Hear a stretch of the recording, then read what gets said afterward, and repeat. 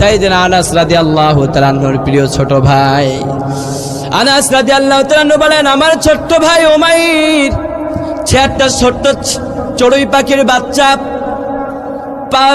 পালতো, পোষ মানাতো। চড়ুই পাখি আপনারা চিনেন নাকি? আঞ্চলিক ভাষায় কি বলেন? চড়ুই পাখি না? আমিও তো খুলনার মানুষ, তাহলে মিলছে আলহামদুলিল্লাহ বলেন।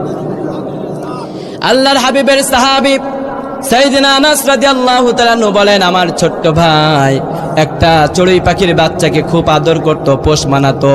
ওই চড়ুই পাখিটা দেখতেও খুব আকর্ষণীয় ছিল, ঠোঁটগুলা ছিল লাল, চেহারা উঠেছিল লাল। সুবহানাল্লাহ বলেন।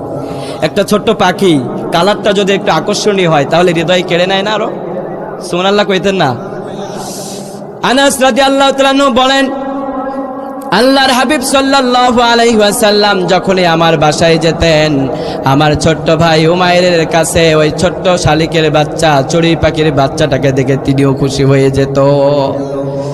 আর একবার খুশি হয়ে আল্লাহর হাবিব সাল্লাল্লাহু আলাইহি ওয়াসাল্লাম আমার ভাইকে ডেকে বললেন, ইয়া আবাল উমাইর মা ফাআলান নুগাইর, ও উমাইর মা ফাআলান নুগাইর, ও উমাইর রে তোমার নুগাইর কি করে? নুগাইর বলতে আল্লাহর হাবিব ওই ছোট্ট চড়ুই পাখির বাচ্চাকে বুঝিয়ে আল্লাহর হাবিব বললেন, ইয়া আবাল উমাইর, ও উমাইর রে মা ফাআলান নুগাইর, ও উমাইর তোমার ছোট্ট ওই নুগাইরটা কি করে?